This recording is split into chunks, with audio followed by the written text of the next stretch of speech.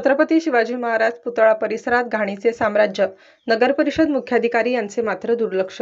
वसमत शहरातील छत्रपती शिवाजी महाराज पुतळा व प्रियदर्शनी उद्यानामध्ये नगर परिषदेचे मुख्य अधिकारी यांच्या दुर्लक्षामुळे कर्मचारी साफसफाई करत नाहीत. छत्रपती शिवाजी महाराज यांच्या पुतळ्याजवळ व गार्डनमध्ये गुडघ्या एवढे गवत वाढलेले असून नगर परिषदेमध्ये गवत कटिंग करण्याची मशीन असून सुद्धा वर्तमानपत्रांमध्ये जोपर्यंत बातम्या लागत नाहीत तोपर्यंत याची साफसफाई होताना दिसत नाही.